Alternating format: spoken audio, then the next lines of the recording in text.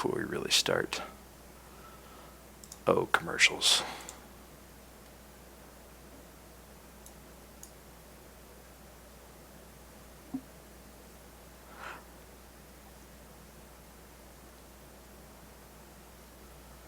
Oh, commercials. All right. Well, we are live. Sweet. What's up, dude? What's up, man? Ah, dude. Things are Babies. good.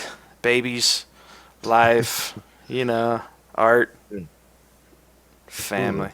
all that Yeah, fun stuff. right on. Yeah. How long have you been doing this stream stuff?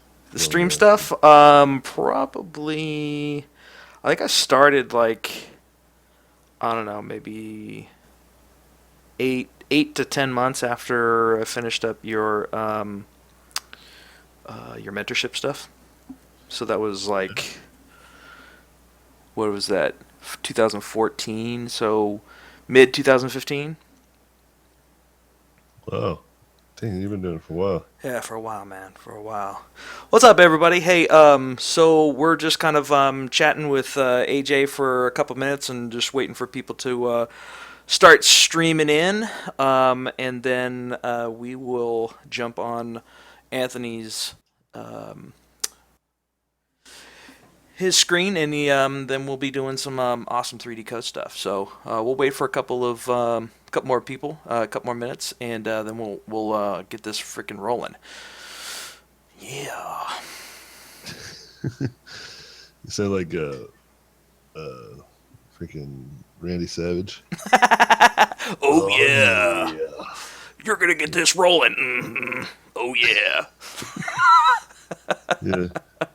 It's like That's awesome. What's up, everybody? Hey, just real quick, if you guys have questions, official questions that you would like to ask, go ahead and follow that link, or just put in exclamation point questions into the chat, and you'll get the form. So I'm going to be following that form, and those are the main questions that I'm going to be asking. So it'll be a little bit tough to kind of keep up with chat. Since so this is just the easiest way to do it. So if you have an official question that you'd like to ask, just go ahead and use that form, and then we'll filter those in, and I'll throw them into Convo as we get rolling. I don't know if we'll be able to get to all of them, but we'll definitely get to as many as humanly possible in our window, the time that we have, AJ. So cool. yeah, all right, man. Well, I think let's do it, dude. Are you ready? Oh yeah, sure. I'll start a new thing. I've just been dabbling. Sweet. I'm ready whenever you're ready. All right. So how's the audio for everybody? You can hear me okay? You can hear Anthony okay? I think everybody should be cool. Hello. Hello. Testing. Oh. Testing. Oh yeah. Deep voice. Deep voice. Yeah. When I I'm was at Edge Controlled, everyone kept on doing deep voices. Or, oh, that's Eddie Jones.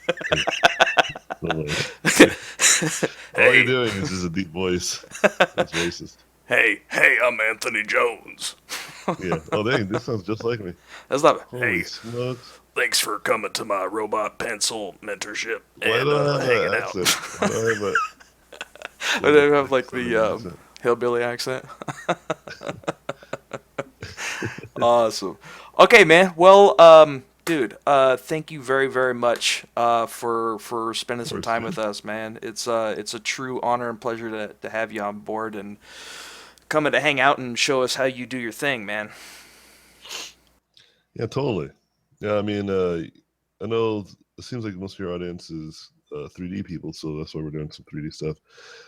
But normally I'm a 2D guy, Yes. but I don't fear from some 3D stuff. I think I 3D don't is a lot back of fun. down. I don't back down from 3D. Yeah, Hmm.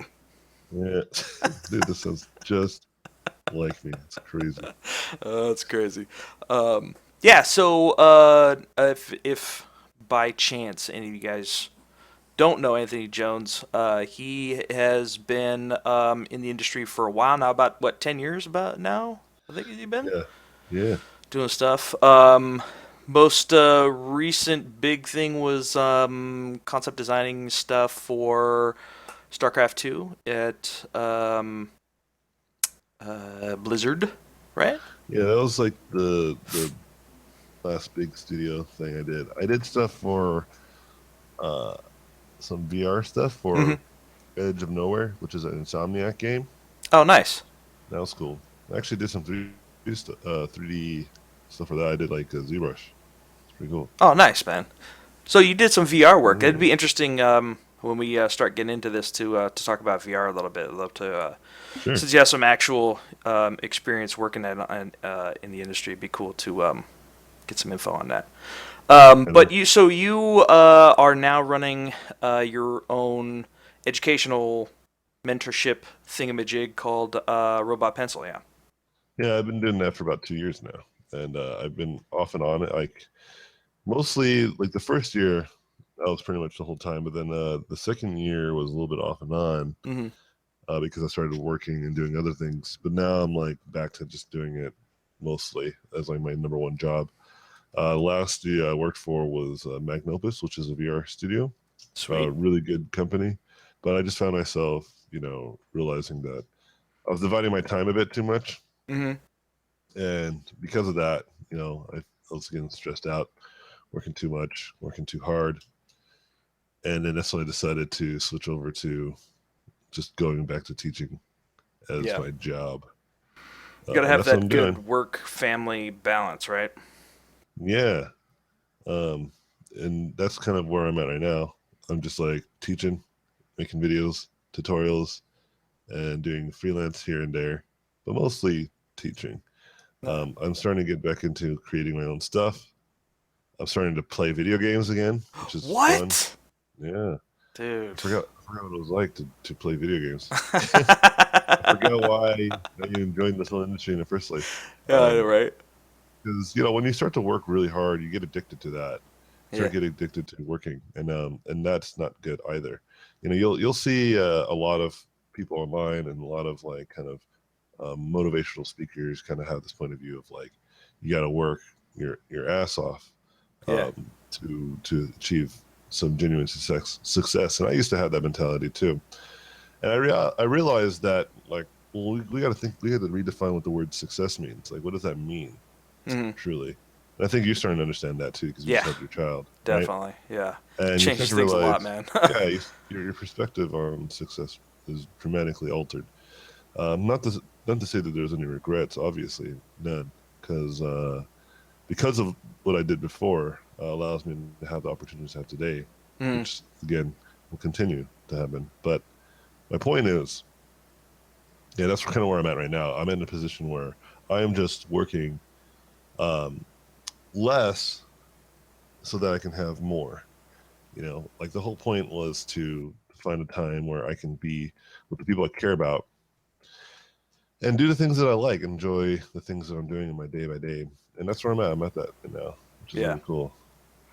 Yeah. Uh, It's tough to find that balance, man. Especially when you're trying to move up the ranks and get better as an artist, and you look at like ArtStation and Facebook, and you're like, oh my god, I've got yeah, so much to do, right? And then you're like, oh, I'm totally. supposed to like relax too. How's that Yeah, gonna work? yeah. And so I'm because I'm known as an instructor, and I'm not only known as a person that teaches people how to paint and draw, sure, but I'm also known to really help people out in terms of um, getting a good scope on their career and their life, like getting Hmm. teaching people not just to become good artists, but good people, you know. Right. And that's kind of what I've been doing the last few or like a year or so. It's just kind of like trying to find a way to help people like not only achieve the success that they're looking for in terms of like career wise, but also learn how to manage that so that they can, live in a experience that allows them to do the things that they enjoy with the people who they enjoy with. Because that's something that I myself started teaching myself how to do Mm. within the last maybe 2 years, Yeah. and I was doing it poorly for the last like before that, like for the first year, so I was doing it really bad. but now I'm starting to get in the swing of things. But just like many things, like I try to teach people, just like anything, it's nothing comes easy. Right. Even trying to have an ability to spend less time working so hard. Right. Don't forget to be happy. Right. Yeah, you got to ask yourself, like, what truly makes you happy, you know? Yeah. And that's the kind of questions I start asking myself more and more often. Right. So what is So it? that's kind of What where is I'm the? at What are now. the things that that like that makes Anthony Jones happy? Like what? Where do you find? I know you've Yeah. been kind of trying to do some different stuff over the last couple of years, and like just kind of find your feng shui. And so what are the things now that you've kind of been through your experiences over the last couple of years? What makes Anthony Jones happy? Well, I learned what it was, which is learning and teaching. Mm, That's kind of in terms of what I want to do as a job. That's what I love. I love to learn things, hmm. and I love to teach those things that I've learned to others. Yeah. That to me is pretty valuable. And what happened was that like I was so focused on acquiring more jobs and more equity in terms of my career, Hmm. I started to do stuff that I actually enjoyed, which is just learning things, becoming better at my craft, and then teaching it to others. And that's kind of what made me started doing the whole teaching thing in general. But I didn't realize that's kind of that was my passion until I started seeing the overwhelming amount of growth I see in my students and Right. seeing people like you doing cool stuff and like finding opportunities here and there.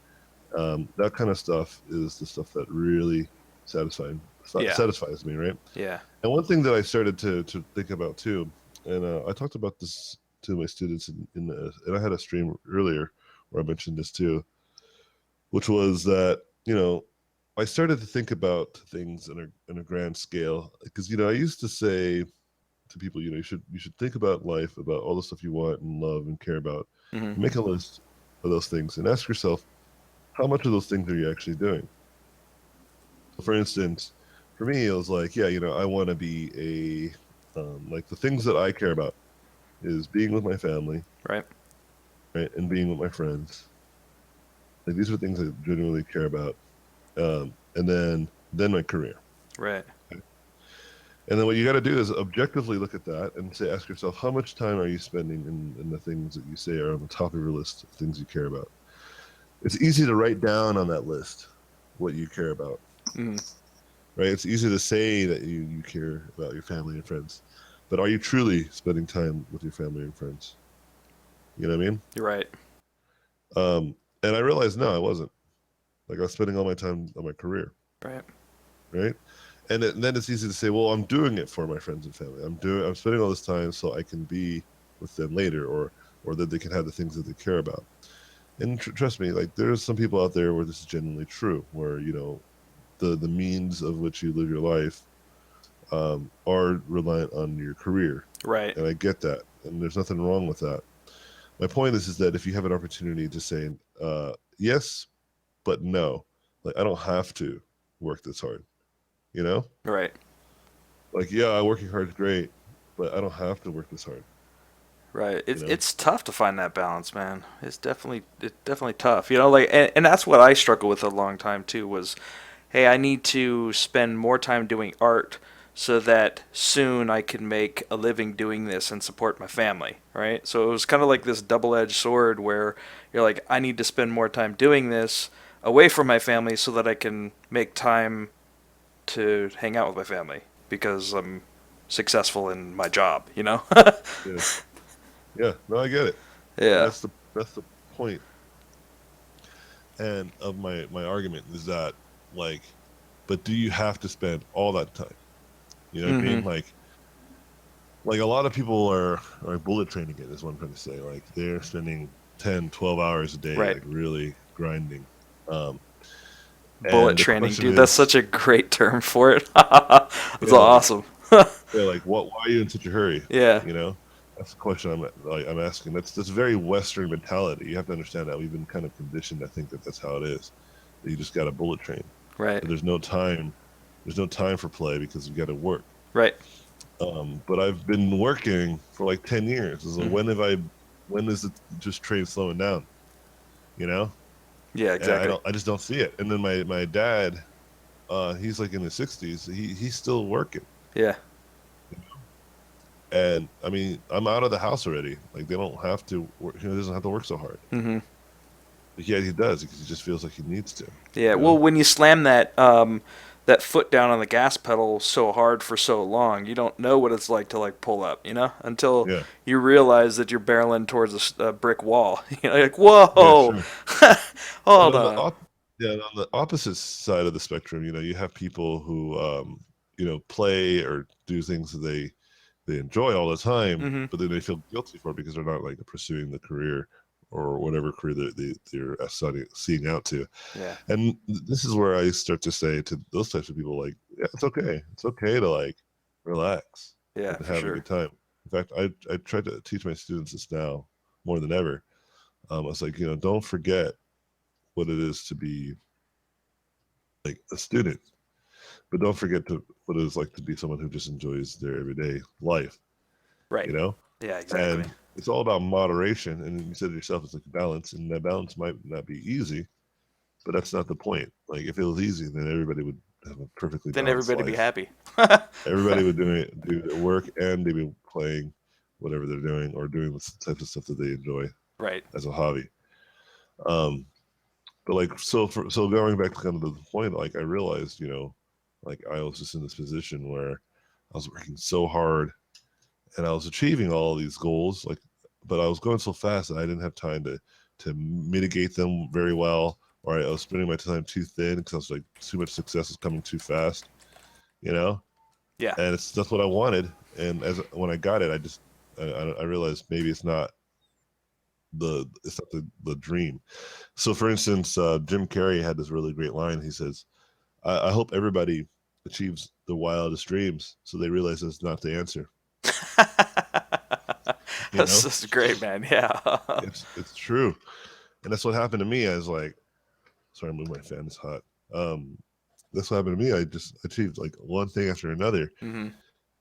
and I just started overwhelming myself, and then and I just started losing that sense of like, well, like a certain sense of happiness, and I started like saying, well, what can I do next? What can I do next? Right. What's my And it next just next big thing? yeah, I was like, what am I chasing now? And so all I'm like, what I'm trying to say is like, I'm done chasing. There's Right. no more need to be chasing things. Um, I'm just going to keep my life a lot more modest, a lot more simpler, Right. because that's kind of what matters. Because a very unfortunate thing came to fruition, like a very really serious realization Hmm. happened, which was that I realized that either I am really good at art in my career, like I'm great at that, like I could be really great at both my career and becoming an artist and Yeah. whatnot, or I can be a great husband and father and friend. Right.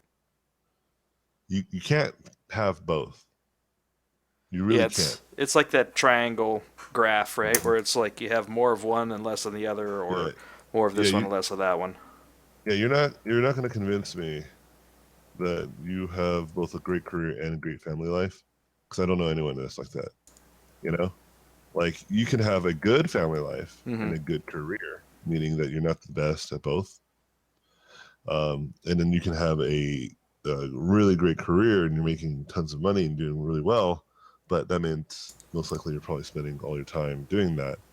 And then, or vice versa, you're spending all your time with your family because your time has to go somewhere. You're right.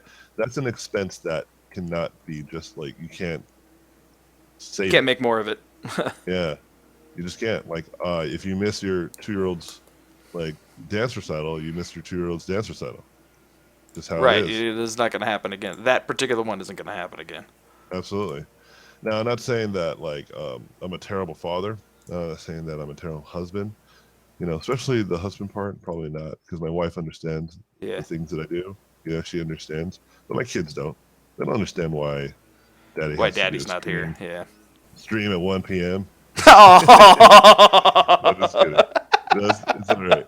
Because I hung out with them. I hung out with them before. You know what I mean? Right. Yeah. Yeah. Yeah. Yeah. And Well, then that's afterwards, why I we're was gonna go to trying to biking do it again. like at like later in the Nope, afternoon. nope. You're ruining my family.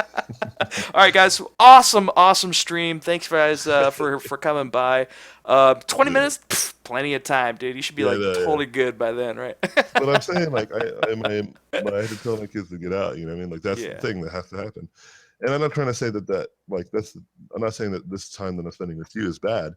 It's not, because there's another thing, there's another side to this, which Mm. is, yes, of course this might be great for my career, but more importantly, it's the friend part. You're my friend. I'm doing this mostly because you're my friend. Oh. You understand? Yeah. And that, again, going back to what I care about the most, friends and family, Yeah. right? And so I'd rather do this. Like if it was any other stream, I'd probably say no, Dude. because it's like a day that I have to do stuff. But like, I'm trying to make my point is that I've shifted what is important to me, you Right. know, Right. and hanging out with people. Like, so I've been playing video games, like I said, been Mm. playing Overwatch, but I've been playing with all my friends. And some of them are my students, like old students of mine, and some of them are just friends that I've had over the many years, Right. Mm-hmm. and we're just playing Overwatch and we're just having a good time and we're spending an hour or 2 hours here and there. You know what I mean? It's not it's not something that I feel is bad. You're not going to make me feel guilty. With my friends Right. playing. In fact, when I try to play alone, it's just like boring. I kind of wait for everyone else Yeah. because that's the reality. I don't really like playing by myself. I played a few times only just because I was trying to get into competitive. Mm-hmm. But even then, I was just like, anyone want to Overwatch. play? Like, yeah. So anyone else Yeah. want to join in? So I Yeah. can do this together, and Right. it's a much better experience. Yeah. Yeah. And that's kind of what it comes down to. And same thing with my career now. I'm like, I'm only doing things with my friends. Like we did an event in Toronto, Edge Control, Yeah. Edge control. Right. Yeah. and that was run by my students who are my close friends. All the speakers are all my close friends. We got Dan, Jamaro, Kalen, Right. JP, and then Frank. I didn't know Frank, but I met him there. Now we're good buddies. Yeah. Yeah. Yeah. The next events is again just more close friends. Yeah. Well, I And mean, yeah, it's definitely like if you can like roll art into quality time with friends, that's even better. yeah, so going back to you're gonna be hard to convince me that you can do both. Perhaps there is an opportunity there, right? Which are Yeah. people who do things with their family. Like the people that do those YouTube videos where they open toys with their kids. Like that's Right. Yeah. Yeah. that's family time. I That's mean, yes, creative, man.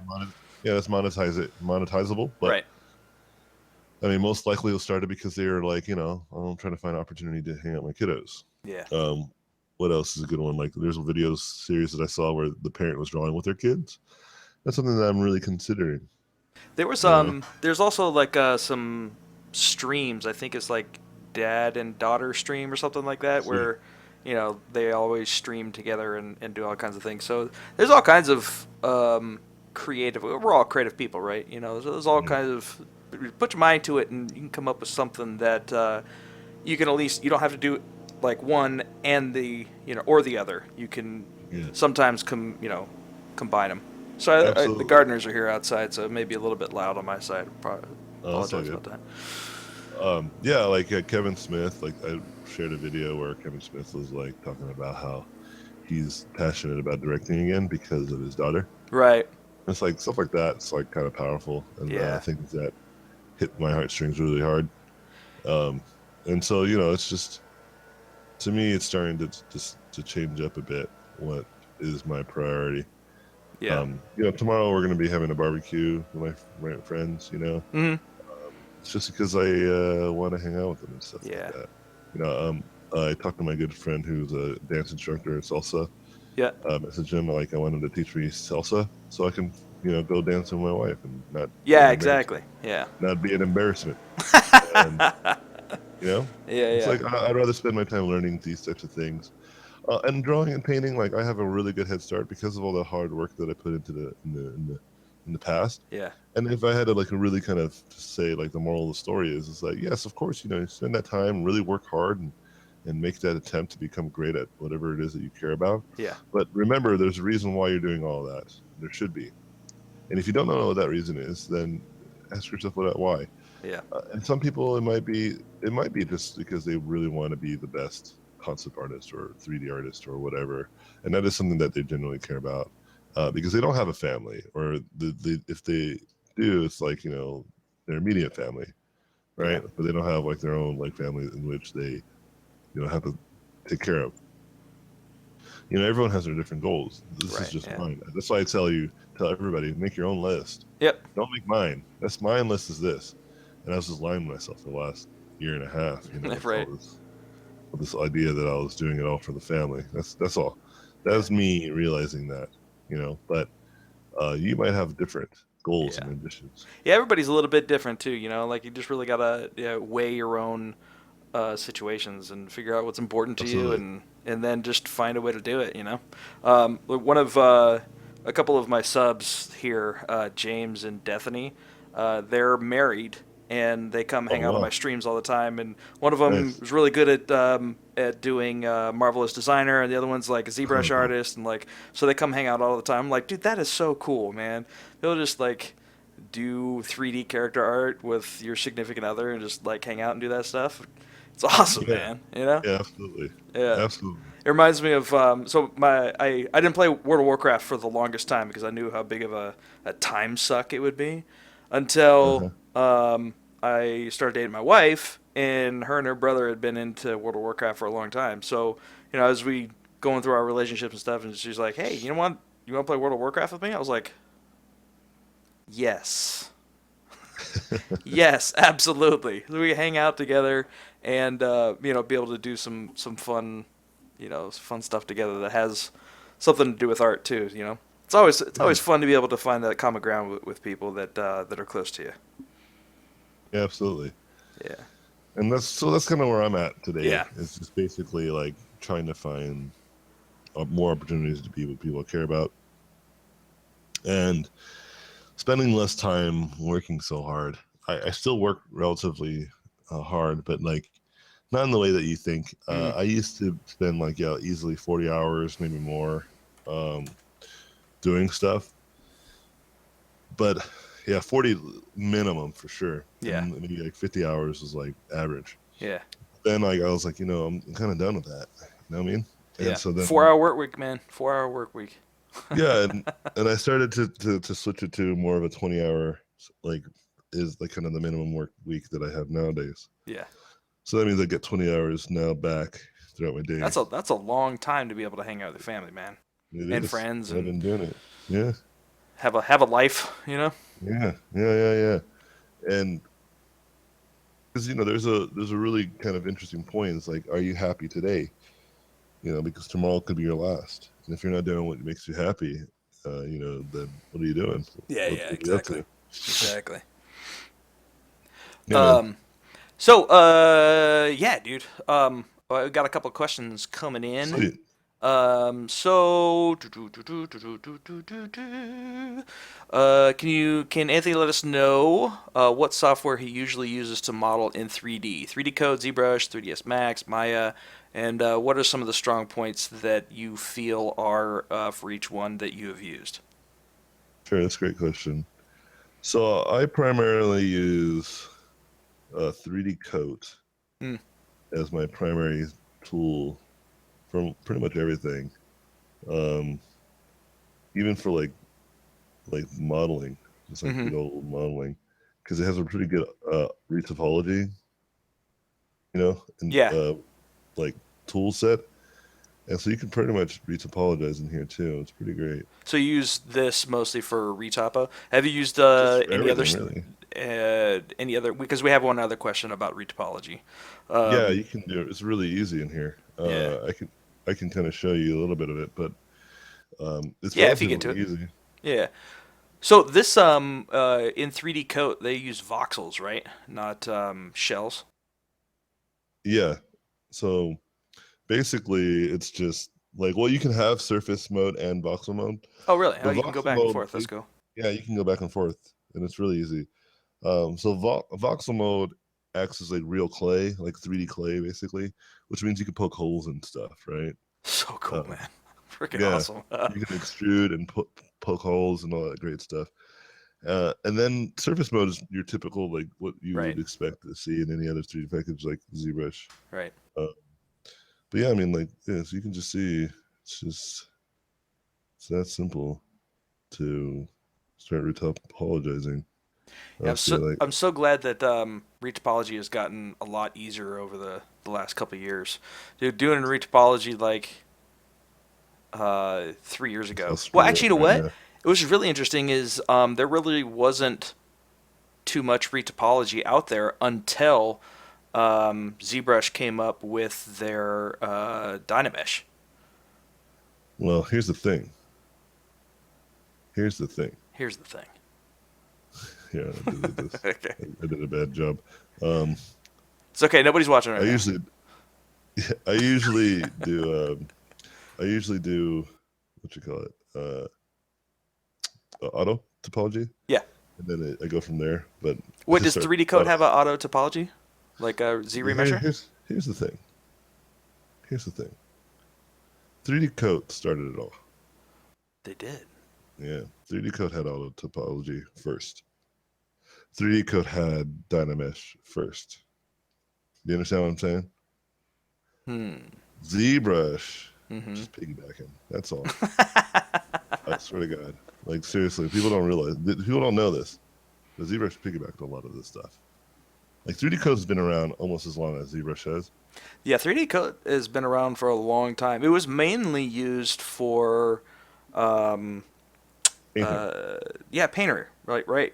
Yeah. You just like But Blizzard used it they for a had long all time. these features. Yeah, they had all these features in here. That's my point. And all these features were here. And then ZBrush was like, oh, that's great. Let's put it in ours. I mean, Sculptress was like the thing that they did to Mm-hmm. kind of do it. They did. Um, but like, yeah, I mean, if you look, let me show you. I mean, the advantages. So, you're talking about the fact that ZBrush has like Dynamesh and that changed everything. Well, I mean, like I said, 3D Code already has it and had it for a while, Hmm. and it's so good that you don't even have the Dynamesh. It's just default. Let me show you. I mean, oh wait, let me switch to a like. See, I'm making this little bump, Nibble. and it's coming out Right. right. And if Oh. you put the wireframe, like it's doing it automatically. What? You don't have to control drag off to the side. You know what I mean? Yeah. It's just doing it. What? Yeah. See, it cut a hole through this. So are you in voxel mode right now or surface? Yeah. But even in surface mode, you can do remove stretching, and it's pretty much you turn on Dynamesh. Dude, that's crazy. Yeah. See how it's like auto Yeah. tesslating? That's awesome. And then can you change that definition too? Yeah. And then you can go back, and you can go super low, Hmm. you can go super high. Dude, that's awesome. You can control it by like telling it how many like exactly you want it to be like a million, then be a million, right? That's pretty smooth too, like the going back and forth between that Oh, low and dude. Paul, the Oh, high. dude. And then you can draw in 3D space. What the crap, Yeah.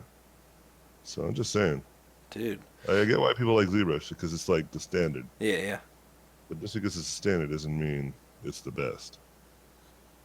You know what I mean? yeah. That's And, that's cool. and I didn't know that that 3D Code had those capabilities. dude, So you yeah, can I've been do all so kinds 3D of Code's stuff. really good at painting now. Good at sculpting. Good at retopo. They Yeah, introduced it's PBR pretty much. workflow. All Yeah, it's kinds of pretty much stuff. unbelievable what you can do with it. It's crazy. Um, and now the only weakness that they have is the render room is not so good. Mm, Organic sculpting, I would argue, is ZBrush still got that, but I think it has nothing to. I actually don't think that's true. I think my bias, or I think it's because of my bias. mm, I'm so good at organic, like, or I'm so used to, I mean, yeah, organic sculpting in yeah, ZBrush that I have certain specifications of what I want from it. yeah, But I think that's because of me. I don't think it's because of the software. Does that make sense? yeah, yeah.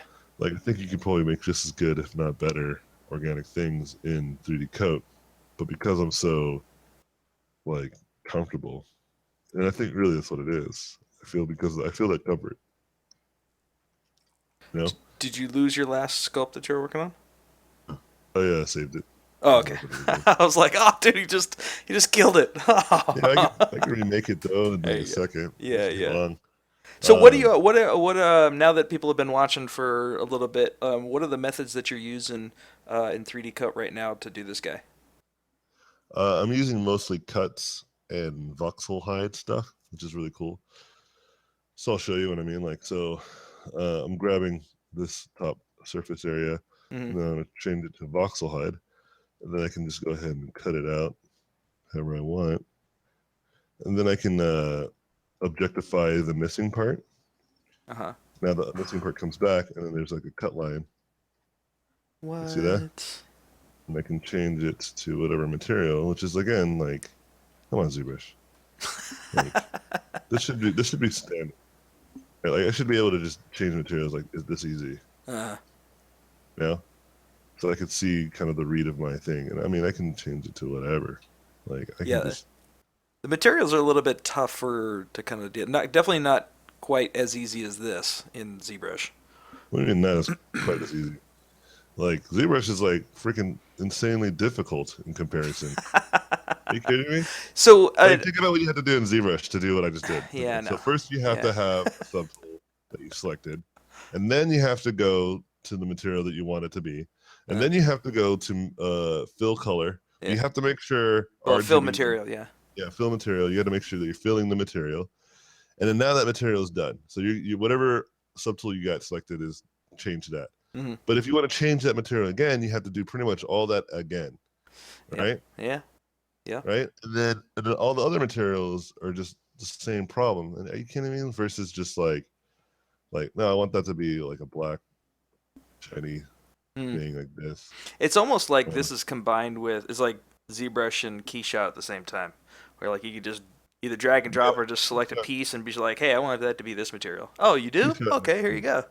Keyshot makes sense. Yes, Yeah, yeah, exactly. You got it. yeah. I got you. And yeah, because Keyshot, like it's just as simple as that. You can just go and just Yeah, drag and drop. It makes perfect sense. It's yeah. like, yeah, I get it. So one of the things that makes ZBrush really, really powerful is its customizability of Sure. brushes and alphas and all that kind of stuff, right? You know exactly what I'm talking about. I do. Does 3D Coat have similar things where you can like do custom brushes or alphas and all and that kind of stuff? Yes. You can even make brush presets. Look at that. What? You know how you can make brush presets in Photoshop? Shut up. No You can do that. way. You can do that with here. And the selection tools make sense. You Mm-hmm. have so like you have let's go to the cut. Oops. Let's go to the cut off. You can see like there's the box, there's circles, there's like a spline lasso, there's lassos, and it's just that simple. It's like it's not like, hey, wait, you're going into the control shift options. Are you sure? Because everything you do from here on out might be dangerous. Might be the Wild West, bro. You I'm never know like, what's gonna dude, happen, I bro. know what I'm doing, man. Trust me. Are you sure though? And I'm like, yeah, I'm sure. And I do it, and then like do it again, and they're like, hey, just Yeah. we just want to be sure, okay, bro? And Are I'm you like, what sure the? that you're sure Didn't I that you're say I sure? was sure before? And they're like, yeah, we just want to make sure that you're doubly sure. This is crazy stuff. Look at that. Just perfect cut. Dude, Perfect rectangular cut. No what? problems. What? Mind blown. Yeah, and then you have the polygonal tool, and it just works the way that you imagine a polygonal tool works. You know, Yeah. Oh, none of that weird in order to do gradation that stuff. in ZBrush, Good. you would either have to like use polygroups and then redynamesh and have like Yeah, it's super just super like high too many res. goddamn steps. Like specifically, and I'm specifically talking about Yeah. hard surface. Right. Right. You know what I mean? Like hard surface stuff in ZBrush, I feel like it just takes too many steps. Organic is not so much. Organic makes perfect sense. Like Yeah. it's just I can make something really quickly. I don't have to do much. It's really just about the brushes you use, your ability to use your masks. Now that's one thing that Zebra or 3D Code has. It's not as good as ZBrush, which is the mask layer masking. Mm-hmm. Yeah. But that's mostly only in the voxel space. When you go into surface, it's almost just as good. Hmm. But I would still say that ZBrush is arguably better. you know, at masking. At Uh, masking. yeah, just like let me make an example. Let me make a. Oh yeah, by the way, the layering system also it's just like super easy. You can put things into folders relatively. You Wait, you know, can put things into folders? Shut up. something that's been invented since freaking the first operating system. ZBrush does not have. It's so silly. God damn it. Every uh, other software in the goddamn world has it. Why don't they figure it out? Like if they can just put folders and subtools, you know yeah, how like if they had like the next ZBrush summit yeah. and Pixelogic, if you listen to me, Hey, I mate, mean, that's like 3 weeks from now, man.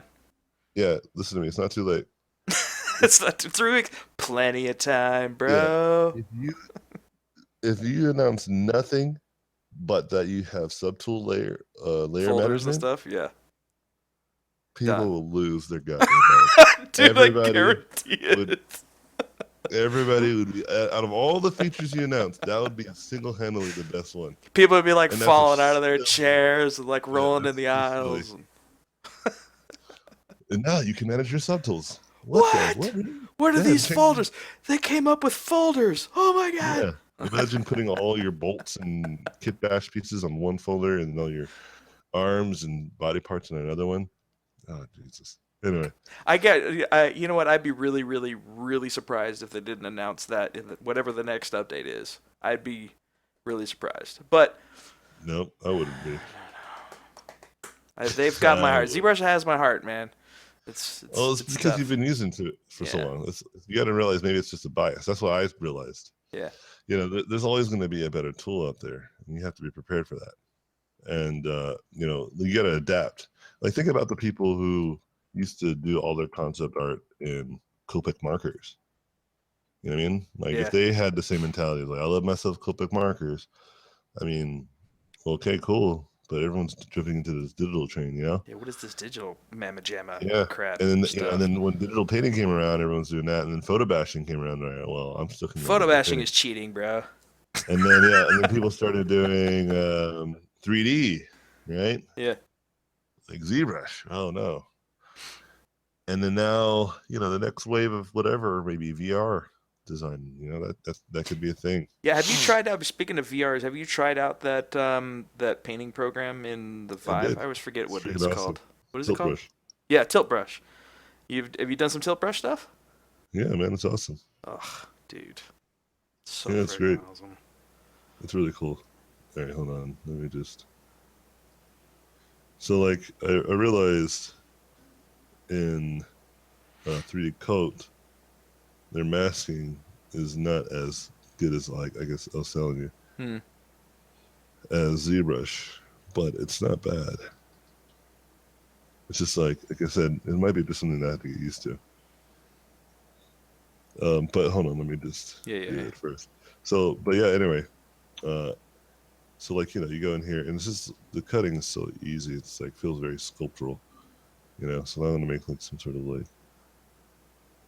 Protoss looking monster. I can always sculpt that whenever I'm in some sort of yeah. 3D stuff. All right.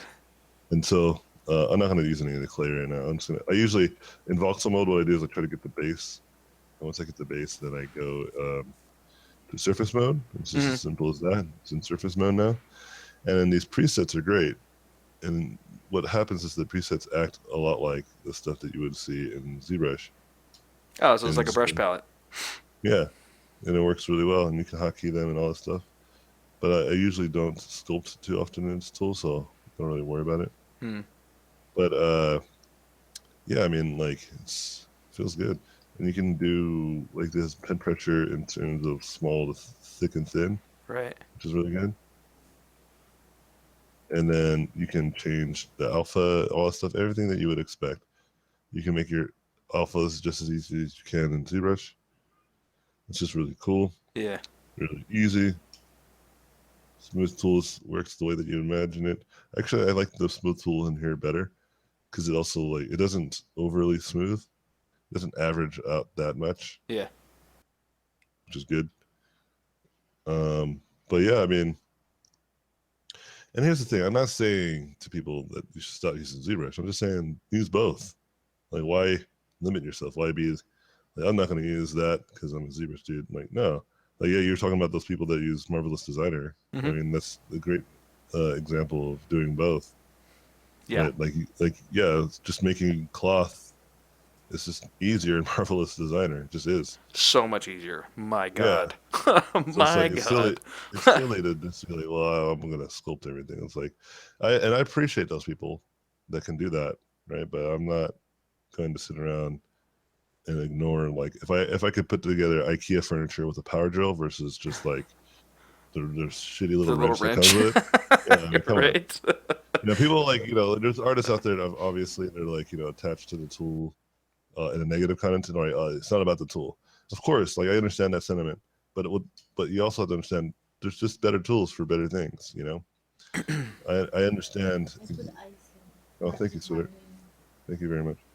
Um, you got to understand that sentiment of why you should like master the trade or whatever. I Right. get that, So the but important but thing, you know, yeah, the important thing is to focus on your art skills, right? Design skills yeah, and the core art ideals. And a yeah. tool is a Like, what's the tool, final you know? product going to be? Yeah, and the art skills and art ability is what makes you use those tools effectively. You know what I mean? Yeah, yeah, yeah. By the way, I think the 3D coat stock just went up, and they just sold a bunch of software. So you should I get a know. kickback or something. I know. I should talk to them. Hook me uh, up. no, but it's Um, cool, man. Like I like being able to see people work in real time in different mediums. It really does give you like a well, what the hell did you just do there? Oh, that's a material. and just switching materials. That's cool. So that's got like a auto ambient occlusion. Yeah, That too. That's and then you freaking can go to sweet. render room, and it's actually subsurfaced. Shut up. I'm just saying, dude. Like, Yeah. just open your eyes, look around you. There's other software out there. Like I still look. I have ZBrush. Like Yeah. I still use it. It's down there. Like ZBrush is not. It's not going anywhere. Like, Yeah. ZBrush is still a great piece of software. Um, but I just use it less and less and less. As I Interesting. jump Yeah. more and more into um into what you call it into 3D Coat. Check out like how awesome their what I would call the damn standard is. Hmm. It's like you have like different variations of it too. It's like super sharp. Right? You can really do very subtle deets, and wrinkles. It's just so good. Wait, did you just change how that curve was Oh functioning? yeah, yeah. What? And brush size all using just the Wacom tablet. What the? Yeah, dude. Open your eyes, Brendan. Open your goddamn eyes and Apparently, I look got. around you. You're surrounded by a beautiful thing. You Uh, haven't. Anyway, sorry. But like, yeah, like, so let's go into the what you call it, the masking. That's what this whole started with. So you have it's called freeze, and so you have like the different kinds of freezes here. freeze? Yeah, because it's basically freezing those aspects of it, and this is where you can have the lasso version of it, which it's my favorite one to use. It's the most reliable, and it does pretty much what you expect. But like I said, I'm so used to like So is that like control. masking? Or Yeah, so like that's whatever what I'm you do saying. doesn't affect that area? Yeah, and so like control tapping on it doesn't soften it or harden it like I liked in ZBrush. All right. And then But you can get rid of that? you can I believe it just there's a hotkey is Control D, and it just gets rid of it. What? So And that's so kind of then like their masking system then. yeah, and it works really well, you know. And then if you go back to let's say the clay, it basically will sculpt around just like the what do you expect the mask to do. Yeah, yeah. So it's not like I'm saying, it's not like terribly bad. Like it's definitely So how usable. what do you think the learning curve is? Um, Like I'll see. This some bullshit. What's it doing now? There you go. I mean, it took me like 2 weeks to kind of get in here and just start doing stuff. a couple I weeks. said, yeah, it's not. I mean, like any other tool, you just gotta learn the tool.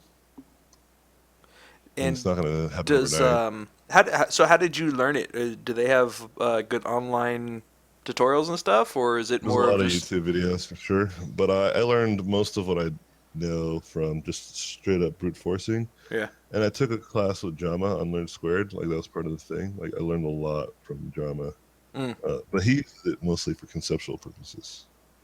right. But I mean, like I said, like it's just dope. It's just a dope software. And I spent a good 2 weeks like learning the interface and how to navigate through it. And once I learned that, then it was easy because then I just brought like the artistic ability to it. Right. You know what I mean? Yeah, yeah, yeah. I mean, like So, think about it. I just did like two designs in this session together. right, it's only been what 45 minutes. Yeah, it's not that long. And with me also demonstrating some stuff, right? Right. And not granted, this guy's not looking so cool, but the other guy was all right. You know? Yeah. This guy's getting there. I only put in Yeah. a couple minutes to him, so. So for 3D, you're a concept design guy. So where does 3D fit into your pipeline? Just to help with like getting people a sense of like what the design's going to be as like the final product, because that's the benefit of 3D is you get to kind of give people a glimpse of what the models and stuff should look like. Mm-hmm. You know what I mean? And that's kind of what I use it for. Is just for the modelers and for the client to be able to like know my intention with it. You're right. And so yeah, I mean, 3D I usually paint over it too sometimes. And So you so just like throw some renders into Photoshop and then just do paint overs. yeah, man, do all that. But yeah, overall, you know, it's just a lot of fun. Yeah. And I use 3D just to conceptualize the final product. Yeah, that's pretty much it. Mm. So how often do you use 3D when you're doing concept design stuff? Is it like every time? Is it like part of your normal workflow, or is it just like, hey, this thing's a little bit more complicated. Maybe it'd be easier to do in 3D or Yeah, I mean, it all depends. Like right now, for instance, I've gotten back to just painting because I'm a really fast painter. mm, I just paint so quickly, and so 3D still just is like a tool that I just use if I just want to have a final draft of like a design kind of mm, ready to go. If I'm going to print it or something like that, that'd be really cool to have too, because that's something you can't do with 2D. You can't right, 3D print a 2D image, at least not yet, right? right. You And could so 2D I, print a 2D image yeah, and then fold it, and then it's 3D, but not there quite it the same. is. Yeah, I mean that's where I'm at though. Like I just use it for Yeah, it all depends. Like if it has to be like overtly complicated and like mechanical, then I'll probably jump into 3D Kit right, because that makes sense. right. But if it's like organic or it needs to just be fleshed out really quickly, I'll just paint it. Yeah, You know? yeah.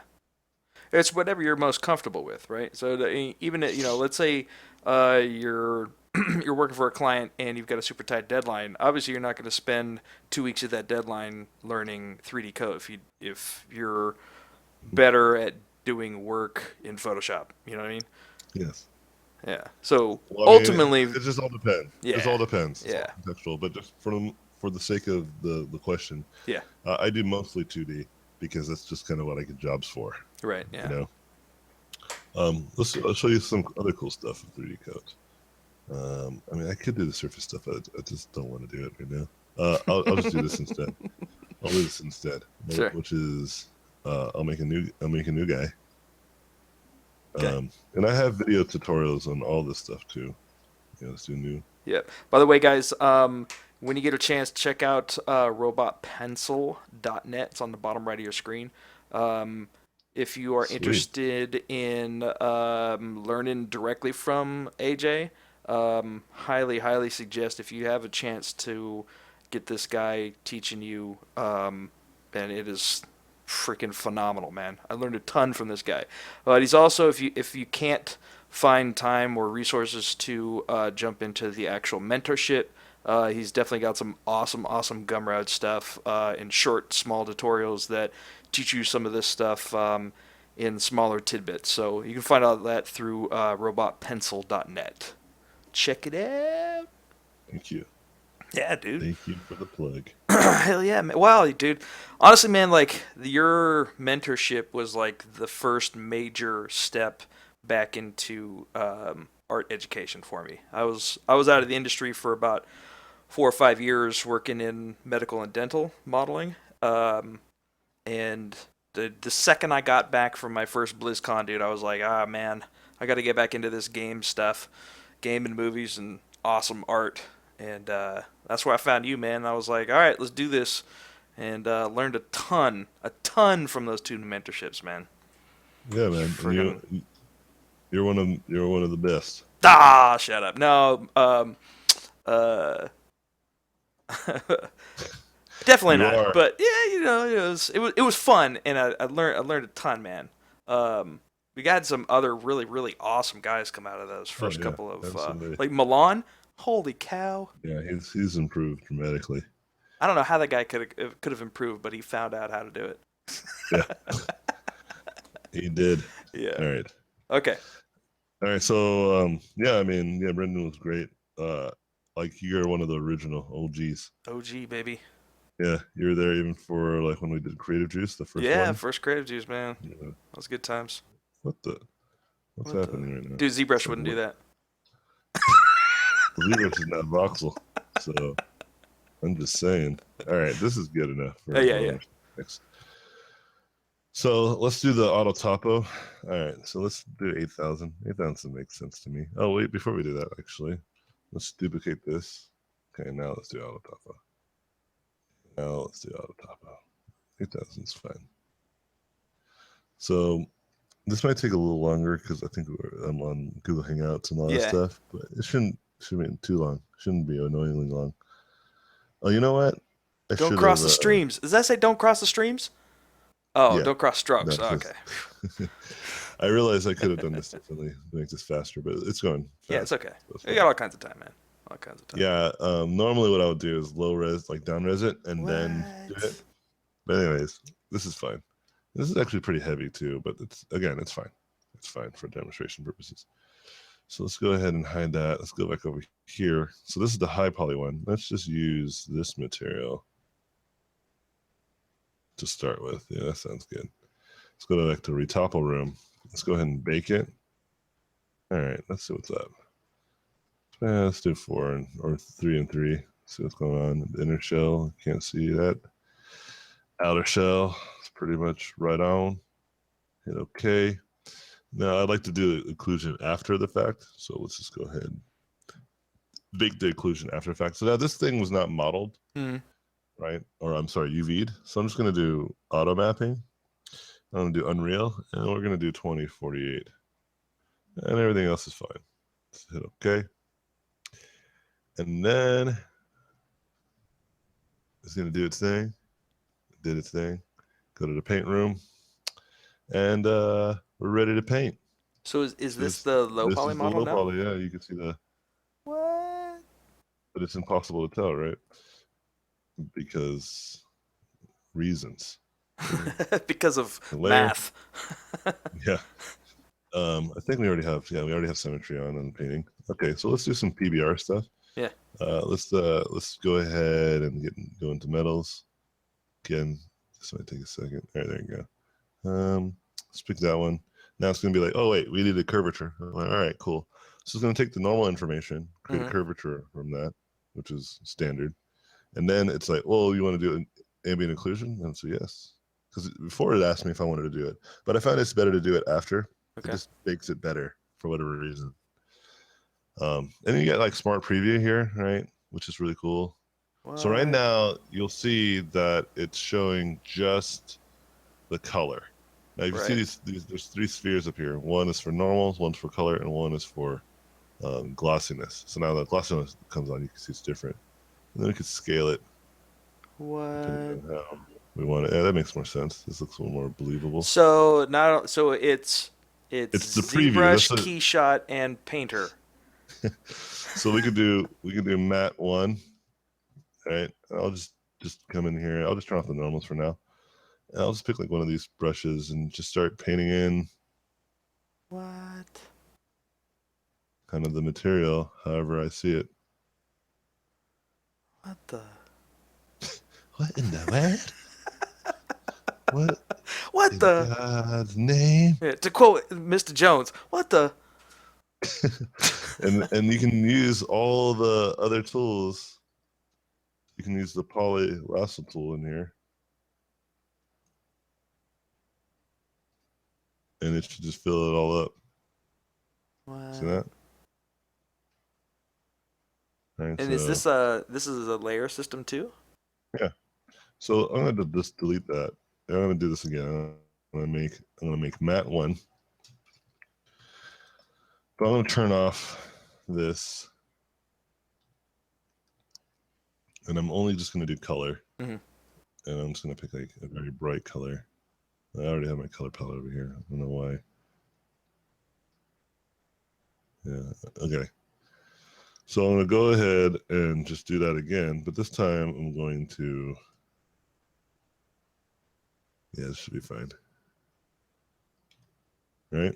Oh wait, I forgot to make it go all the way through. There you go.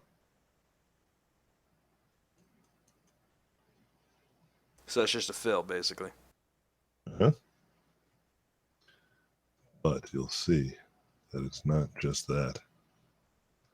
So cool stuff, right? Mm-hmm. Now what I can do is make another layer, and I'll call this gold. Okay. And what I can do is go to layer blending and have this clip to matte one, which is Mm-hmm. the blue. Right, it's So like far, you clipping in get me? Photoshop, right? Uh-huh. And now if I go to gold, you'll see that it only affects the blue. And then if I start turning on all the other stuff, we can get. What? Right? I don't want to do the normal, but let's just do the gold, Dude. right? And I'm gonna go ahead and shrink this. Hey, there you go. Yeah. And then I'm gonna go ahead and do not the rectangular lasso selection. Just do that because it's easy. And then shabang, and then it's What? gold, right? And that's a And different layer too, right? So you can turn that it's a on and different off. layer. And then I can do gold, or I can do rough silver. And I do the same thing, layer blending again. I'm gonna do matte one, Mm-hmm. but this time I'm gonna invert it. So now it's not gonna be on the gold. It's It's gonna just be on the everything opposite. else. Everything else. And then I'm gonna go ahead and just pick something like this. It's gonna take a second because it's smart. And then let's see what the normal's looking gross. But you know what? We can deal with the normal. We just bring the normal down percentage down a lot. There There you you go. go. Or let's bring it high. I want to show you something. So let's say I want it to be that high as the maximum. So then I just go ahead and do that. Oh, I missed the bottom part. That's all right. That's okay. Yeah. Life is all right. Now it's doing some stuff. Give it a Yeah, second. it's It's doing some magic. That's done it, right? Awesome. But if you go here, I can go, hey, you know what? Let's bring down that normal. Let's bring it down to 80. So you have like basically like a opacity layer right. with your uh, your layers. So And then I that's can for go the like full layer, right? full layer. Yeah. So and you can do that with the roughness. You can do that with Mm. the metalness. You can do that with the color. So let's Damn. say I don't want the gold to be so metal. I can go to 50%, and it should bring it down. That's awesome, man. It is awesome, Dude. but I do want it to be super gold. All right, but we're not done here. Okay, let's turn off this smart materials for a second. Let's get back to just painting. Huh. So let's say you had some dope alphas. I don't really have any dope alphas, but let's say I did. You go here for like basically, it's just gonna, if I put it in, it puts it in. Basically, let's say I want this to be super metallic, want it to be bluish, right? Mm-hmm. I want it to have bump, color, and metalness. Mm-hmm. Then I can go just put this in here, and bam, you paint it in Dude. like a bolt, Right, and then all that is going to bake down to the UV bake map that down you already made. into the textures exactly. So what I found was it's better to get like the general shapes and Yeah, forms in the yeah, sculpt, and then just do all the details in here in the texture maps. because it makes more sense. Because usually what you do is detail the crap out of your sculpt, Hmm. but then you go through a series of problem like troubleshooting to try to make sure that it reads well in the Right, actual yeah, and then go textures, right? back and resculpt something, and then Yeah, rebake it, and then this yeah, you get what you see. Like this is what it's going to look like in Marmoset. This is what's going to look like in Unreal. This is what's going to look like in Unity. right, Aside from the lighting and stuff, like because if you're lighting it in this environment, obviously it's going to look different if you put it in this environment. So you have to keep right, that kind of stuff in mind. But the way that the normals will read the way the normals should read. It's almost one for one. So what I found you can do is you can basically go into like Unreal, create your environment or that your character or design is going to be in, and then get a cube, like a cube map of it. So that way, you basically you're making an HDR image right, from that environment, yeah, and you can just drop it in here, and then you and know then bam, exactly what it looks like. you know exactly what's going to look like once it's dropped into your environment, which is very useful if you're doing something for like a portfolio, right? Like where you can control everything. Right, yeah, exactly. Yeah, I once I started using Substance Painter, it really changed my sculpting, my final high res sculpt, right? Because like if you're doing Absolutely. like armor, right? What we used to do was we go used to sculpt in all of the scratches and everything like that into the actual high res, and then when you bake that out, it's baked into your Absolutely. normal map, and then you can't change that. You can only change like what roughness, how much metal, that kind of stuff, and color based on what you have on the sculpt. But now you just all you have to do is just do the major sculpt the major shapes, and then you take it in and you add all these kind of crazy details. So it's really important to know your pipeline, right? Like you're like, oh, I know what Yeah. I'm going to take this into. I'm going to do ZBrush, and then I'm going to take it in, and I'm going to do Substance Painter, right? So you Yes. know that I don't have to go in and sculpt all these little details because I'm just going to go in and drop it into the normal map, and it's never going to be on the silhouette, so you don't have to worry about Uh-huh. actually modeling it out, right? Makes things Yes. so much easier to know what your pipeline is and like what software can do. Yeah. Totally. Yeah, I agree. You know, and so for me, like, yeah, look at this. It's just too easy. Yeah. And then I can go in here and do something like this, or I can just make. Right. Oh, I'm gonna bring in. This is one of the coolest things, man. Is I love being able to just go in and paint material. You're like, oh, Yeah. I don't have to worry about like, oh, I gotta take this, export this map out, and then take it into Photoshop and like do some levels to it or whatever, and try to extract some kind of roughness map to it. You're like, no, no, no, no, man, nah. You just go in and Yeah. paint gold. Yeah. What? Yes. Exactly. That's exactly. That's exactly. Yeah. Um. So that's one thing that you can do in 3D code, which is boss. So gold man. It's gold, Um, man.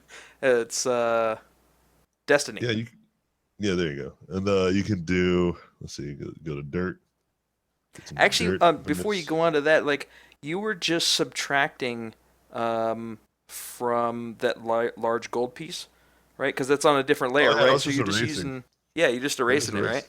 Oh, Yeah, that's freaking awesome. yeah. As long as you have all those spheres checked, it will erase all those things. So, for instance, let's go back, um, and let's paint.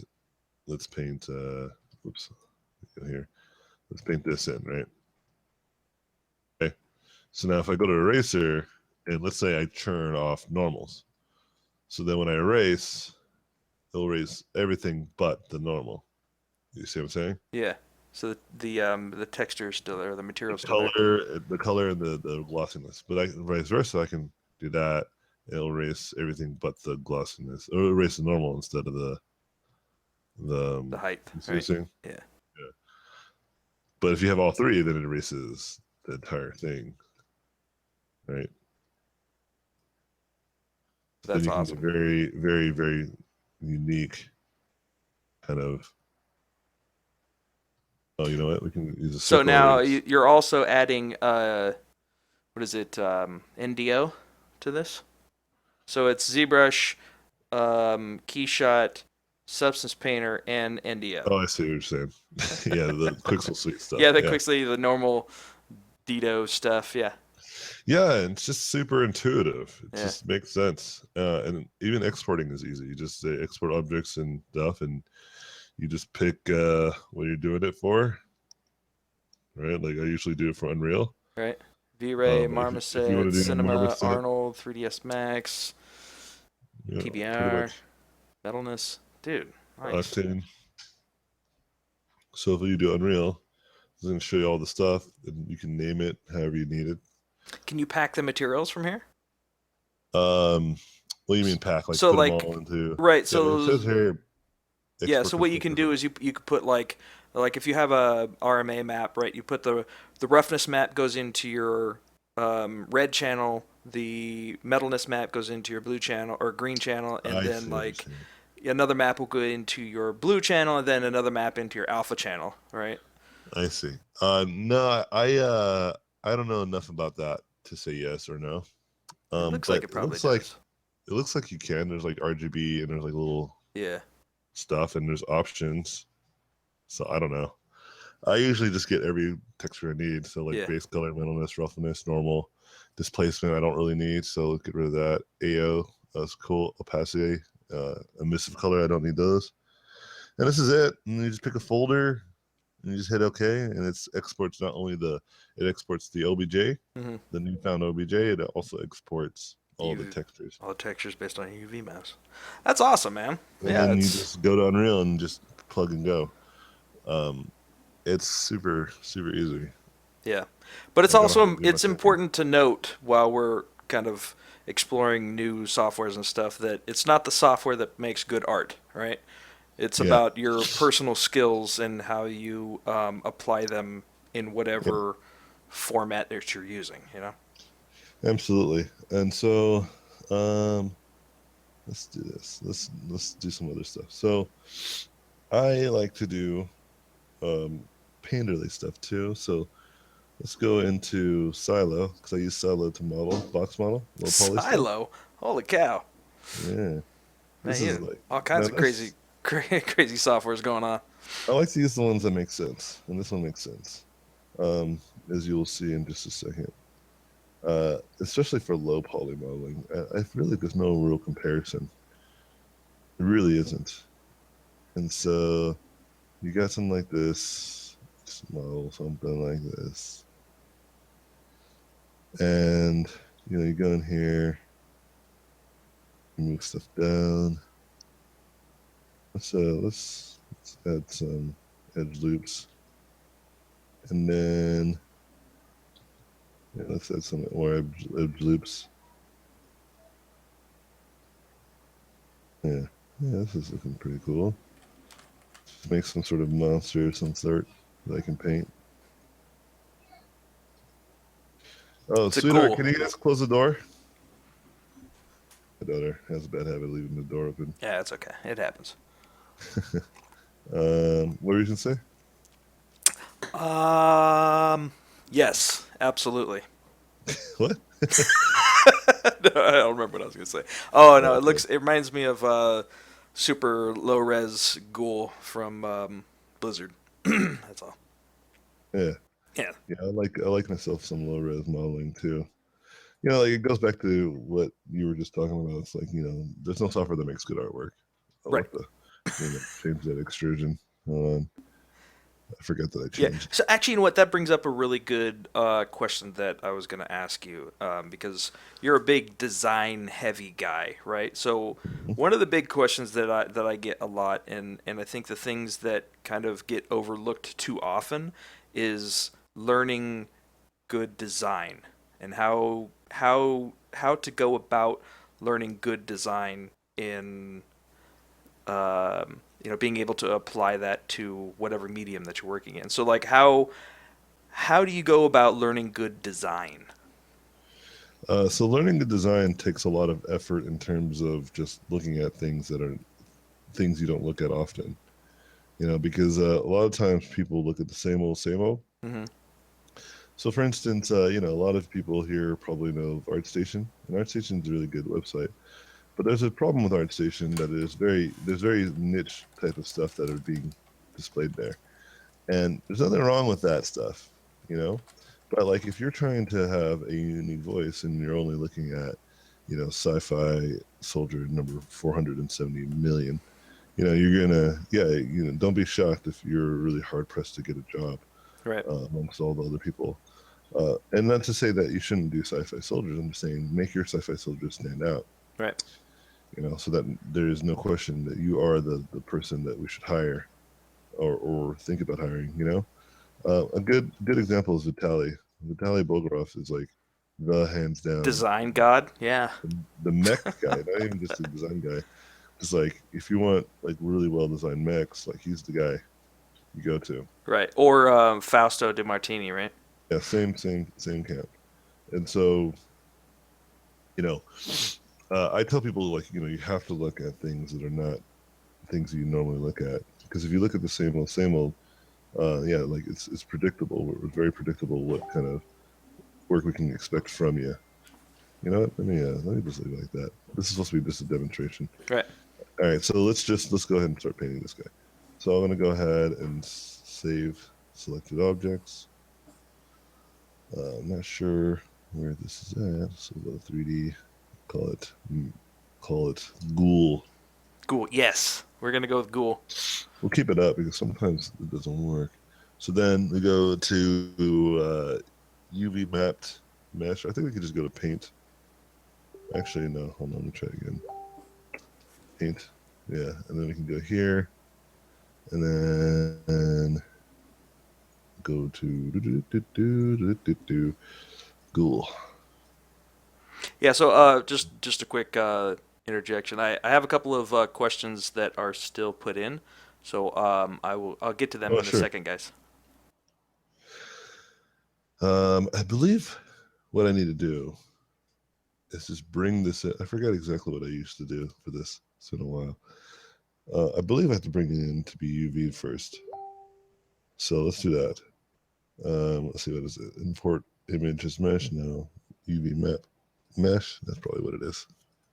That makes sense. And so now we're in the UV room. But see, that's the problem. This just doesn't work. I don't know why. I think I have to always just do this. I have to just actually import it just straight up. Import ghoul. Oh, yeah. See, and this happens too. Maybe it's not that. Maybe it's just actually just nothing there. Not sure why this happens. So this is a problem that I run into with 3D Coat and Mm. Silo. Because Silo is like an antiquated, like it's like super old like software.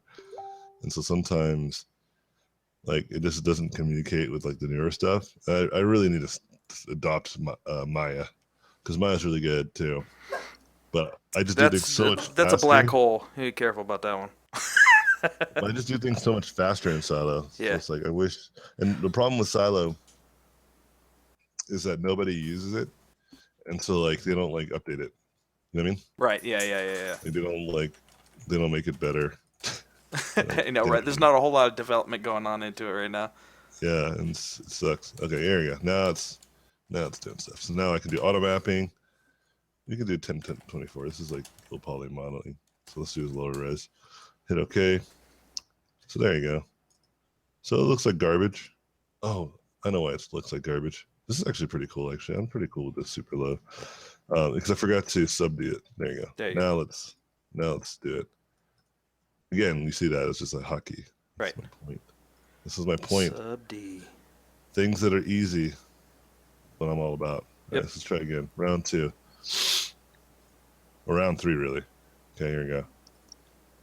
No pressure. Oh, Like dude. I said, nobody's watching. Round 4. Because I keep you get that's the thing about 3D is that if you forget to check one box, then Hmm. everything goes to shit. So there you go. Well, yeah. Now we're good. There we go. Now life is good. All right, so let's go ahead and go to flat shade. But before we do that, let's go ahead and bank the ambient occlusion so we can get some occlusion up in this bitch. And then that way, when we go to flat shade, it's much easier to kind of work with. Yeah, look at that. Then make a layer, and I it's love just ambient occlusion, man. That's one of my favorite things about 3D. It just makes things look so sexy. mm-hmm. Mm. Makes things look like they're ambiently occluded. That's what it looks like. All right, so Couldn't have put it better myself, man. and so you go in here and you just oops, I need to go to the painting brush and let's turn on symmetry. Okay, and you just start painting, and that's it. That's it, guys. That's But it. like, Ship it. hey, what's up, buddy? What's up, friend? What's up, dude? Hey, bro, you Yeah. got some coffee? So he looks like he's on some coffee right now. So I'm gonna show you some cool stuff, some shenanigans. Okay. But before we do, let me just add some. I mean, it's really easy. Right, Start and this putting is it here. where it was really powerful for a tool for Blizzard, right? They use this for, It's pretty standard, yeah, for yeah, painted hand textures. painting textures. Yeah. Yeah, I don't know any software that competes with it. I'm sure there might be some stuff now. I don't do this on a daily, so it's like I don't know. But yeah, like Blizzard, as far as I remember, this is like hands down the Yeah. hand painted texture software that everybody uses that I know. Like I know all the guys and they use all this. There you go. There Getting you a go. little drowsy. Now he needs more coffee. He's Iron Giant's little brother. Yeah, and so let me show you some cool stuff though, guys. Give me a second to I'll put some features in here before I commit. Right. This is like combining two things that you're really good at, right? Yeah, totally. Painting and Like 3D design. do some, do some 3D stuff. So like I could, it's very clear to me that I can do if I wanted by myself a whole completely hand painted texture video game because I even know some Unreal stuff. Yeah. So like if I wanted to, but takes time. I'm not sure if I want to. Yeah. You know what I It's a mean? lot of time. It's a big investment too for like, well, is it going to work? Is it going to be successful? It's tough. It's Well, like always tough, that's the right? thing. I don't care if it's successful. Well, I mean, as like in, did you get what you needed out of it? Was it successful for you? Not even just like a financial success, but, I see. is it something that, you grew with your team and, you learned enough stuff, that kind of stuff? Yeah, I think for me, it would be more along the lines of like, um, do I really want to make a game? It has nothing to do with whether I Hmm. are successful or not. Because the thing is, if I had to guess, it'd probably be terrible, the first one. Um, but it's more about like, do I really care? Do I really want to? And I thought about actually, and I actually would probably do because I want to make a game for my kids because they're Well, you playing like did make Zelda. that little game first, right? It was like it Oh was yeah, the little it was awful. Yeah, it was great. it was just a great idea. It was Don't Wake the Baby. Is that what it's called? Yeah, it's actually still like available. People can play it if they want. That's awesome. Where can they find it? Um, I don't know. I'll try to set up a link and then you can just send it out to people, or I'll try to find the link. All right, that'd be cool. It'd be cool to see. Yeah, it's really hard. It's a really hard game. That's why it's bad. I Yeah. never, I didn't. I focused all my time and effort on the programming and Yeah. to make it functional. I never had opportunity to game test it. Yeah. So like, You're like, I hey, I didn't. made something that works. Cool. Yeah. So basically, it's like the game. The problem with the game is that it's not fun. Yeah. It's well, I mean, it's fun for people who are into like super hardcore games, but like, there's no like entry level to that game. Like, you just start already. Like, you better be good, or You're right. you'll You better suck. learn quick. And that's not. I believe that's not good game design. I Right. think that's not good game design. Yeah. Um. There's a lot that So goes let into me. making a good game. Yeah, absolutely. So let's open up Photoshop. Dude, this is awesome, man. So you can see kind of just how quickly, again, this turnaround. This is just turnaround, Yeah, yeah. And so, okay, now Photoshop. Hey, Photoshop, calm down. Okay, we needed Photoshop to be open. Um, we didn't really need it to be open, but it's just gonna make this easier, and I'll show you what I mean in just a second. All right. So let's go ahead and front face this, right? Mm-hmm. And I'm gonna make a new layer. I'm gonna go paint on me. And Paint this is on the original, me. Paint. original. And Paint then on we'll me. just, what's on this layer? I don't think anything's on that layer. Let's just delete that. So this is the original paint layer that I have. We'll just go paint on me one. Okay, palm POM. one. Yeah. All right. So now if you go to edit, there is an option that says edit all layers in external editor. What does that mean? Well, it means that I What can paint. the? But see, this is the thing. I don't want it to be this. I want it to be the one that's better. There's a better version of that. Edit projections in external layer. That's what it is. They must have changed the hotkey. All right, so let's do it again. This is what I wanted. Okay. Oh, okay. All right. So now we can turn off all this Oh, and stuff. it gives you the layers? Yeah, and What? now I'm in here, and check it out. What I can start to do is just start to paint.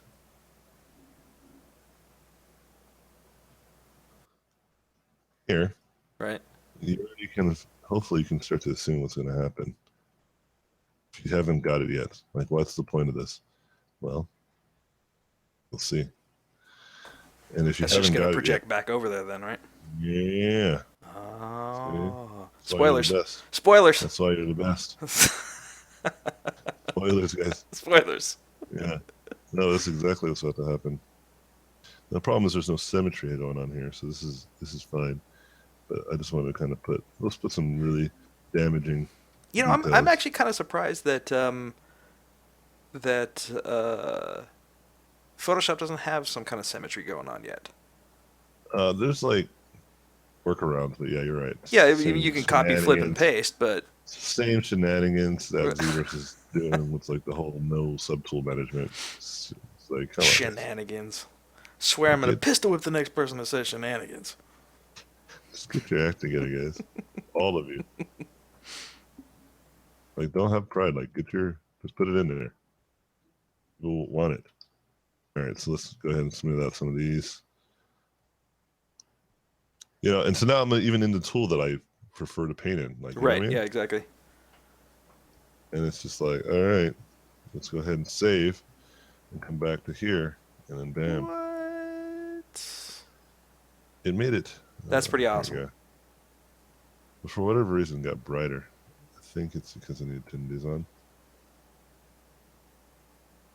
Yeah, I'm not sure why it got brighter. Hmm. You got like bright. Yeah. Yeah. It could be your HDR. No, actually, I have no idea why it got brighter. That never happened. But regardless, Only when people are watching you is when it happens. mhm, yeah. Or maybe it wasn't brighter. I just didn't notice it until I got into Photoshop. Maybe Photoshop is just darker. Either way. Yeah. That's awesome, Mm, man. yeah, so then, bam, it's in there. And it's just, now I have that to work with. Right? Damn, dude. That's crazy. It's crazy. It is. It's nuts, dude. I definitely didn't realize how much 3D Coat did. It's awesome to see people like actually showing how to do it. You know? Yeah. You know what? It is brighter here. And I think it has something to do with the viewport here. I don't think it has anything to do. So I need to fix this. I need to figure out why it's doing this. Where am I set? Here, let's go to hand paint. Nothing changed. Let's see. Oh yeah, there you go. Press 2 to be unlit. There it is. No, I went to hand painted because it's in a different viewport option. There now it's yeah. See now it's like 1 for 1. Oh, perfect. You live and you learn. Yep. And that's another beautiful thing that you just witnessed is that the fact that I didn't have to try hard to just figure it out on my own. Hmm. There was some sort of like intuitive way of solving that problem. So what did you Not do? I into had a it. feeling that maybe it was like because it was the settings, like it was like based off of like a PBR viewport. Mhm. That was my suspicion, and I could have been wrong. I was just hoping that I was right, and in this instance, I was right. So now I know. So next time I do hand painted And stuff, I don't. knowing's half the battle. Yeah, It's awesome. So I got a couple more questions if you want to have at 'em. yeah. Let's do it. All right. Milky Bar Kid said he's I've saved up for your class in October and November. Is there anything that you would recommend I learn in the meantime before class starts? Just focus on anatomy and proportions. Don't worry about anything else. Anatomy and proportions. You heard it here first. Ever. Anatomy and proportions. Oh, here, look at that. So I can make the hotkeys really easy too. Whoops. Yeah, I know that guy. So I can go to edit. So the Control Alt P is for all metal layers, but I'm gonna go hit end and then Control Alt P this, and it's redefine. So all you have to do is hit the end key, and then you can change it pretty much any hotkey or assign a hotkey. Hmm. That's it. Anyways, go ahead. So yeah, so anatomy and proportions, right? Anatomy and Yeah. proportions. Right. So big hands and big heads. Yeah, that was your number one problem, man. Dude, man, You I can get couldn't. your act together. You just can never get that.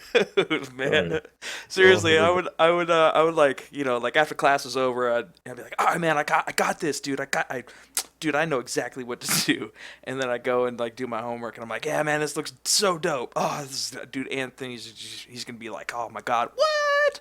This is so good, and then like, we get to mine, and he's like, dude, While your your hands, proportions, bro. Your yeah, hands are while your way too hands so big, and your head is way too big. Why all your guys look like babies? yeah. Now in retrospect, like look back at some of that stuff. Yeah, seriously. Hopefully, you probably can like. I'm sure now you can see it like freaking night and day, like I Oh, did. Because it was impossible for you to see it before. But yeah, it now, totally like was. Yeah, I saw you did like a hand thing, and those hands look accurate. Those look good. perfect. That's awesome. I'm glad you So like. Good, good, good, I good, good. figured that you're learning. Yeah, I'm definitely learning, man. Definitely learning. Yeah, that was originally it was one of the workshops that I do for my subscribers here. So like I always try to give more value to people who are like able to support and stuff. So I do private workshops try to do it once a month, right? So like one time I did torso anatomy, another time I did like substance designer, substance painter, and then that last one was hand anatomy, right? Everybody was like, "Oh, I want to know how to do hands." I was like, "Oh, crap, thanks." So we'll do hands. Yeah, that's great. That's good. Yeah, but it came out pretty good, man. It came out pretty good. I was pretty happy with it. So got to teach while I was doing it too. So it was nice, man. Cool, dude. I'm Yeah, proud of you. it means a lot, Anyway, man. any other questions? Yeah. One of my star mods, Marcelo, he's asking, what do you think the future of concept art looks like? You think 360 paintings will become the next big thing? Yeah, I think it's already becoming pretty popular. Yeah. Um, I would say that the next big thing is impossible to tell because it's the whole point of the next big thing. It's supposed to just come out of nowhere. I saw a video of Mark Zuckerberg um, being interviewed by Facebook and Hmm. having clearly no clue that what it was going to be, you know. Hmm. Uh, but yeah, I mean, let me take a sip out of my coffee. I had my Yeah, yeah, coffee. yeah. So Oh, let yeah. me Coffee drink this. break. Hey, buddy, we'll all do a coffee break real quick. All right. If you got the coffee, drink it. Just chug that. All right. Oh, that's so good. All right. So let's get back to 3D coat. Right. See, those changes are there. Cool. But can't see Cool. it yet. Your screen is black. Is it? Yep. Looks Uh-oh. good though. There you go. I can see your Photoshop. Wait, so I went to 3D coat. Can you see it? All I can see is Photoshop. What? Yeah, I'm in 3D coat now. All right. Well, let me just do this then. Yeah. Let me save and then reopen it. Maybe that will solve this problem. But yeah, I mean, for me, the future of concept art looks a lot like interactive concepts. Mm-hmm.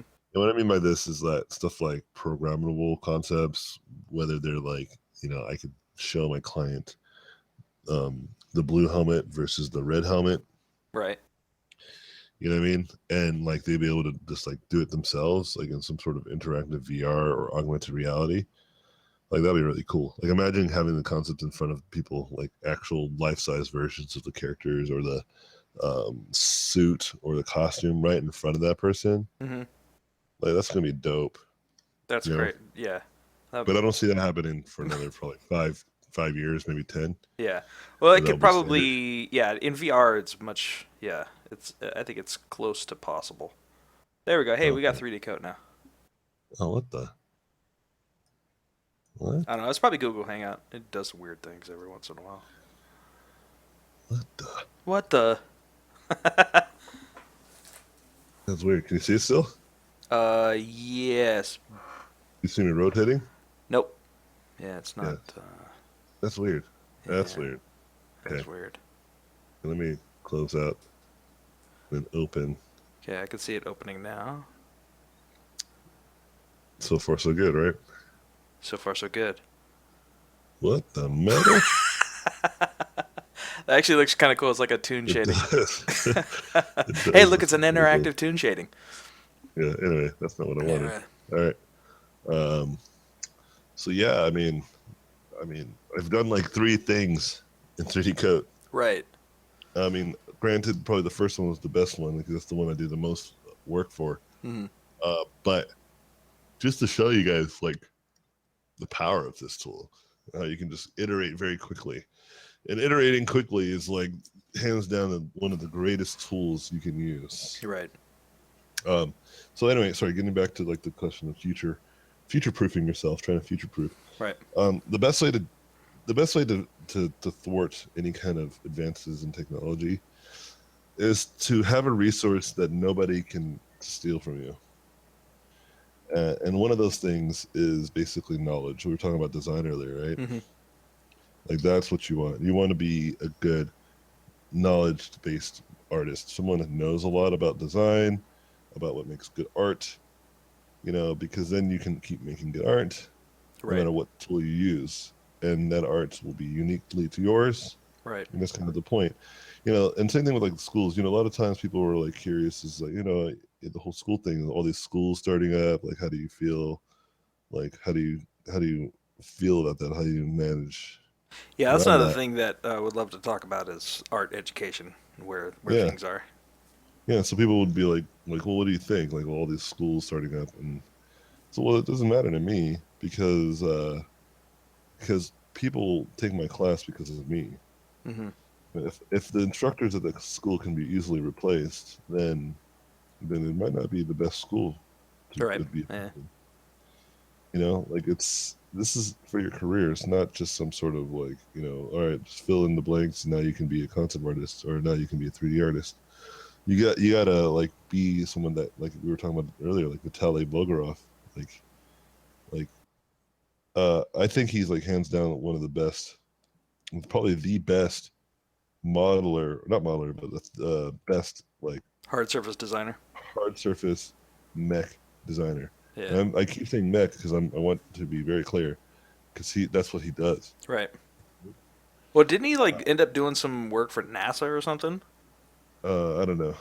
I can neither confirm or deny. Oh, you're like a we're public right now, so ixnay on the asinay. Yeah, no, I genuinely don't know. But Uh, but my point is that like it's because he's the best, right. and like he's like making real stuff for like Korea, like real mechs. At least last time I talked to him, That's crazy. you know, and and that's the thing. Like the same thing with the art education. You're Hmm. not taking a character design class. You're taking Anthony Jones's mentorship. You know, Right. and we just happen to be talking about character design. Right. And that's very valuable because what that means is that it means that you're not also limited to what you learn because you can go learn from another artist that has some quality to you or some value to you, right? Hmm. Like when I was learning ZBrush and I was really into sculpting and I was trying to find really good sculptors to be attached to, Hmm. it wasn't like, okay, Rick Baker, that's it. There's no one else in the world I want to look at. Right. No, like I looked at Rick Baker, and then I looked at people like Scott Eaton, and Mm-hmm. then I looked at like Simon Lee, and then I Ah, looked at like Zach so Petrock. good. You know what I mean? Like Yeah. it's not like, oh well, Simon Lee, that's it. Never gonna look at any other sculptor that ever existed in the world. Yeah. And so that's what I'm saying. Like that's how I feel about art education. It's kind of like collecting Pokemon in terms of talent, right? Like you're collecting art knowledge from different sources that will shape you to be a different artist yourself. Right. Because if you just keep looking at Simon Lee, then you're gonna end up like Simon Yeah, Lee. you're gonna end up Simon Lee. Yeah. And unfortunately, like Simon Lee already exists. Yeah, exactly. Uh, Right. like you're gonna have to fight against Simon Lee for jobs, and I don't think it's gonna happen unless you charge very low. But then at that point, if you're the quality of Simon Lee, you're lowballing yourself. You know what I mean? Yeah. Yeah. Exactly. And you'll almost never be as good as that artist anyway. Right. You Because got to they bring have something else to the their table. yes. So like mixing yourself, like imagining like the proportions and handlings of the Shiflett brothers, but the grotesque and dynamicness of Simon Lee. Like, what does that sculptor look like? Right. You Yeah. know, with the clean, accurate anatomy sensibilities of Scott Eaton. You know what I mean? Or Steve Wang. Like Yeah. what, or Steve Wang. Like what? Who is that artist that has all those attributes? Yeah. You know, Nobody and yet.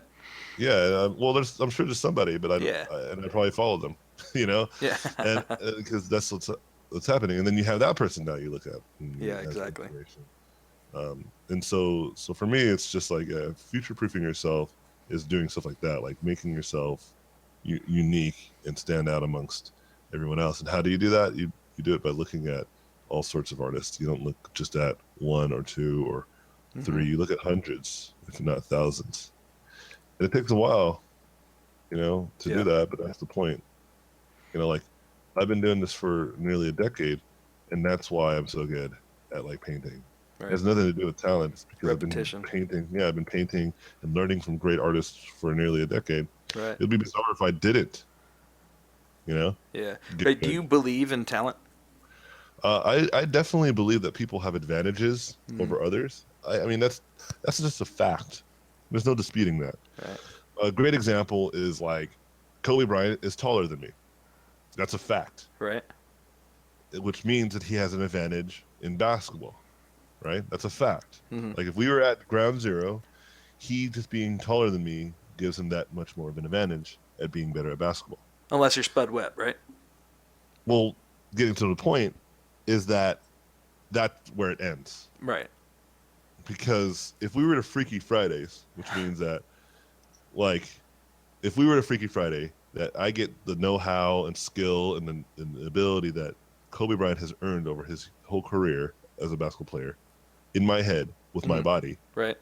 And Kobe Bryant had all my know-how and skill in basketball, which is none, right? Then I would whoop his ass, right? My body, because it's Kobe Bryant. Like all that knowledge, all that ability is what makes him good at basketball.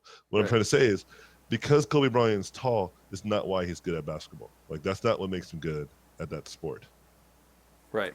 Right? Because the truth is he's going against people that are just as tall, if not taller than him. Right? Right. And it's like you said, there's people that are not super tall that are in the NBA. Like Allen Iverson's a great example. Right? Right. He's like, I think he's 6 feet tall, which is super short. In the Yeah. NBA. Right. Right? I think he's not even that tall. I think he's like 5'11" or 5'12". The Iverson. professor,